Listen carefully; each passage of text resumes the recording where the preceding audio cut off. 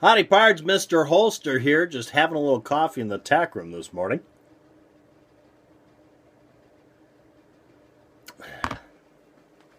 I want to talk about something, a little theory I have. And I frankly thought when I was going to check this out on the internet it would be easier than it is, because the internet, you're supposed to be able to have everything at your fingertips, and of course everything that is on the internet is the truth too.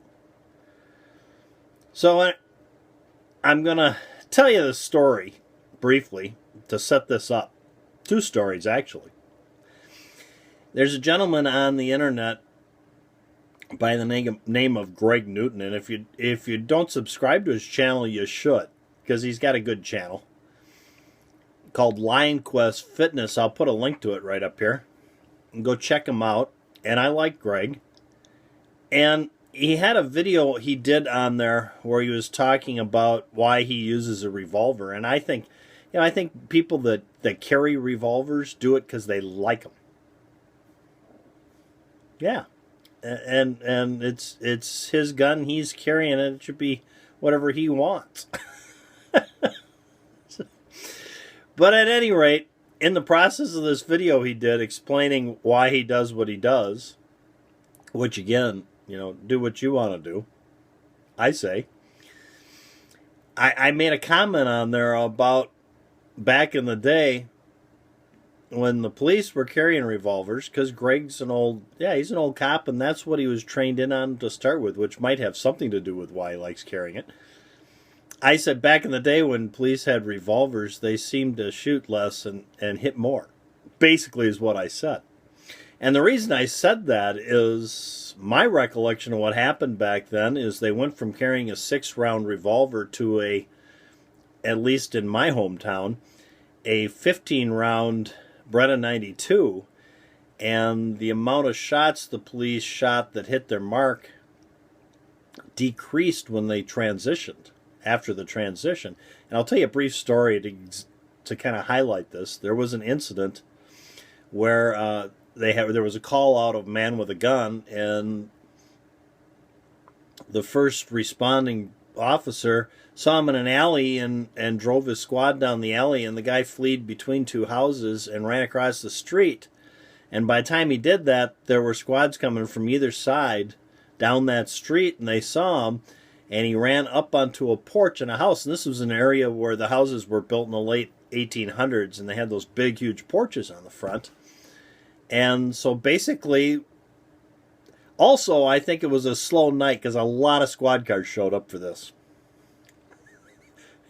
And basically, they had a little shooting gallery with this gentleman with a .22 handgun he had, going back and forth on the front of the porch. Kind of, if you're an old guy like me, you've seen those shooting galleries at the state fair or the little county fairs where we used to shoot those gallery pump .22s. Remember those days? At any rate, by the time they got done, the gentleman surrendered. He was unhurt, and the house had 86 holes in it. Yeah, so the city was plugging holes in that baby. And that's what my comment came out of. And somebody didn't like my comment and said, well, that's not the facts. And so, anyways, this was like a month ago. But I was thinking about it the other day and started wondering, I wonder what the statistics really show. So I got on the internet, because, that's where all the truths are. You can find out anything you want. If it's on the internet, it's true, right?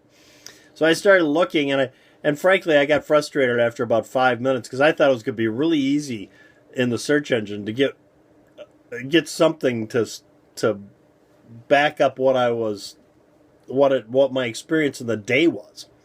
Which, I didn't find squat. And of course, I'm sure the FBI has statistics that would show exactly what I'm talking about, but with the history of the FBI the last couple of years, I wouldn't trust anything that comes out of there. Yeah, there's a reason that building has 5 stories underground. So this is what I did find, though. I found two articles, and I found this interesting, and that's what I want to talk about. Now, I see I've wasted 5 minutes of your life already. I haven't even got to this. The first article was an article about I think it's a commissioner, New York City Police Department. I think it's called the commissioner of the police commissioner, not a police chief. At any rate, this Kelly guy, who was the police commissioner, I think, for a period of time back in the day, and he was there during the transitional time period, you see. And in the article, it talked about he still carried a Colt detective's model in an engraved Colt detective's model in an ankle holster that he was given at the academy when he graduated for being number one in his class. And he said that's why he carries that, but they transitioned, or they switched to semi-automatics 11 years prior. Well, this was written in 2004, so that gives me a time date of 1993 that the New York Police Department went to semi-automatics. And I think they carry Glock 19s, but I don't know. I'm not from New York. Somebody from New York, maybe there's a police officer from New York, can tell me if any of this is accurate or not, because I assume it's the truth because I found it on the internet. Yeah. Anyway, so that gave me a basis of when they changed in the article. The whole premise of the article was, why are there police officers in New York City carrying revolvers? And this article was written in 2004, and the reason they were carrying revolvers is you didn't have to go to semi-autos if you didn't want to when they first brought them in. But everybody from that, my understanding of the article now, everybody at that point was trained in on semi-auto as they came in through the academy and into the department. And the ones before, they could switch if they wanted to, or they could just keep carrying their revolvers, and as they retired, so did the revolvers they were carrying, is my understanding. But once again, I'm not in New York, don't have the slightest idea. Last time I was in New York City, I was like, I think I was 10 years or 12 years old, somewhere in there, and I remember going to Radio City Music Hall and seeing the premiere of John Wayne and True Grit. There you go. At any rate, this is the point of it all. I found this chart here in another source on the internet, so I'm sure this is factual too. And I'll put it up on the screen for you. And what I'm going to concentrate on is this is from the New York Police Department, and it shows the New York Police Department gunfight statistics from 1990 to 2000. Okay, and if you notice the chart, the statistics are partially unavailable in 1 year, 1993, which again is just the year I'm talking about, the transitioning. So if you look at them, everything before, we're going to just look at here the New York Police Department shots fired per officer. And we'll disregard the other. And if you read the whole article that goes with this, it talks about how you have to take into consideration suicides and this, that, and all these other things.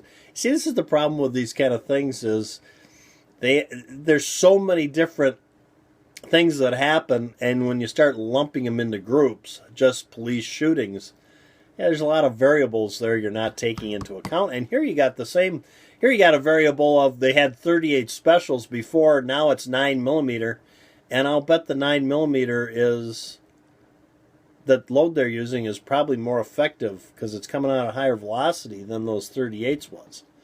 I don't know what they were carrying. Probably, I don't know. I haven't the slightest idea. We don't know how more effective the round might be or less effective either. But at any rate, none of that. That's why I'm just going to concentrate here on this New York Police Department shots fired per officer.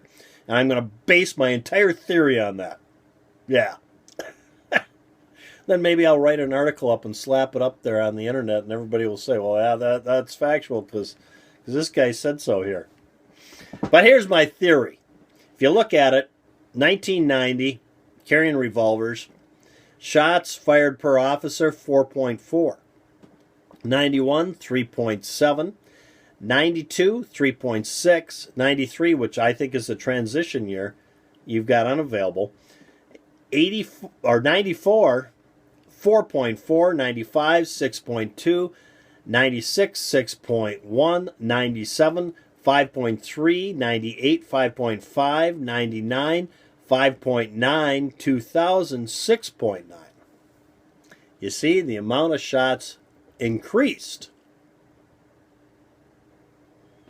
amount of shots fired per officer increased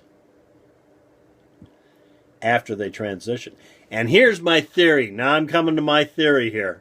Now that you've wasted 10 minutes of your life listening to this guy babble about something that, yeah. My theory is this is what happened.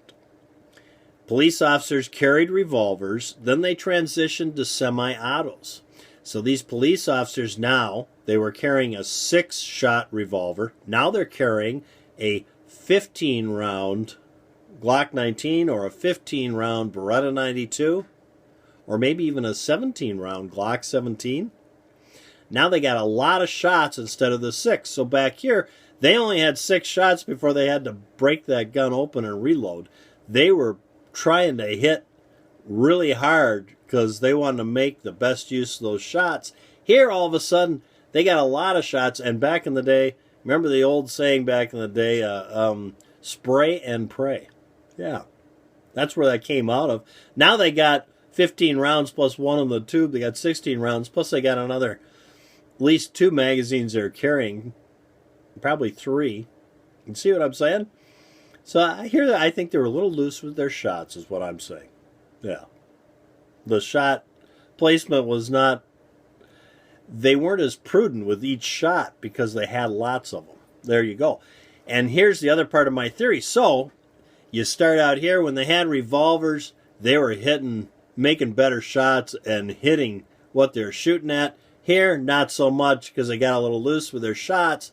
Then over here, because I haven't mentioned him yet, new officers coming into the police department who have not been trained in on revolvers and are trained in on those semi-automatics from the get-go, well, they're probably at a minimum the same as it was back with the guys that had the revolvers, or they might actually have less shots per incident because they might actually be a little more accurate because the revolvers, I think, not saying revolvers are less accurate, but they're a little harder to shoot accurately than the semi-auto. You see what I'm saying? So I'm saying it's probably like this and then back down. But I don't know. Maybe somebody out there who's a serious trainer or works for a police department actually follows all this stuff and can say, yeah, you're right, or no, you're wrong. Or I don't know. But that's what I think. I think when the cops were carrying revolvers, they were better shots and weren't popping them off as haphazardly because they wanted them to hit their mark. When they got trained in on the semi-autos, they were a little looser with them because now they had a bunch of rounds. And when the new cops came in and never had any involvement with revolvers, they actually were at the same level as the old hits with the revolver, or maybe even a little better because they actually maybe had a little better equipment, a little more accurate, easier to shoot equipment, and maybe even better training because the training has gotten more intense and improved over this time period also. Well, there you go, guys. 13 minutes and 30 seconds of your life you'll never ever get back again listening to me throw my theory out, and the theory is really meaningless anyways because who cares? Just me thinking. Thanks for tuning in, guys, and thanks for subbing to my channel. I'm Jack's so happy we made it to 5,000 subs. I tell you, the other night he was actually celebrating. Yeah, I haven't seen Jack celebrate in years. Thanks very much. Thanks for tuning in. Till next time, guys. From Mr. Holster and Jack, go out and stay safe. Now we're up to 14 minutes and 10 seconds of your life you'll never, ever, ever get back again.